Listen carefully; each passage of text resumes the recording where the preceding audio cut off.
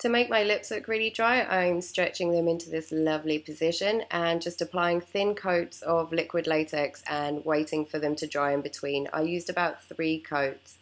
Then powder them with a face powder. For the dry, crusty, scabby thing coming off the lip, I'm applying thin coats of liquid latex and then kind of smushing some porridge into it and adding another layer of latex over the top and some more porridge and just kind of moving things around and pressing them in until I'm happy with the shape. Once the latex is completely dry, I'm powdering it with some face powder and stippling on some brown face paint just to make it easier to blend with the foundation. To make myself look more pale, I'm using Mehron Paradise paint in white and a damp beauty blender and just gently patting it onto my face.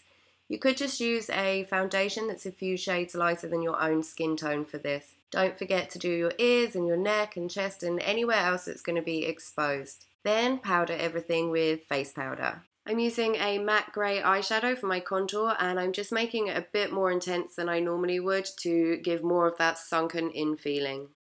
I'm lightly dusting my lips with a grey eyeshadow and then using the grey and some reds and greens and yellows on the crusty bit to make it look really gross and scabby and infected.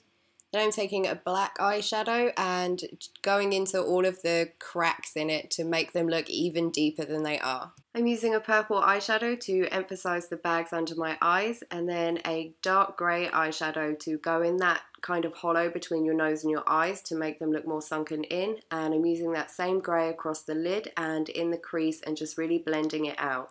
For the vein scar type things, I'm using a dark grey eyeshadow mixed with some brown and just drawing lines and forking them off, and anywhere those lines end you really want to let it trail off. You don't want there to be harsh ends on those lines.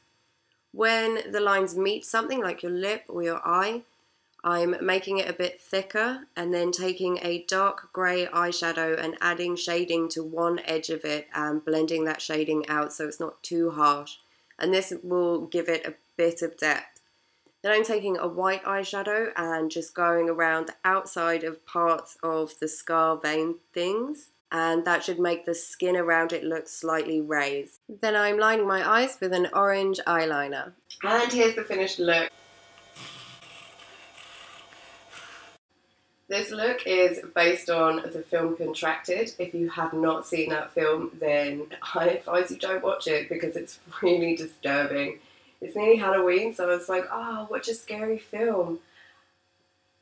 And it just broke my mind. It's really, really disturbing. I was eating a sweet potato when I watched it, and I have not eaten a sweet potato since because it's just too disturbing. It gives me flashbacks. I googled for a reference picture for this look and I saw that they've actually brought out Contracted Phase 2, and there's this little weird part of me that really wants to watch it.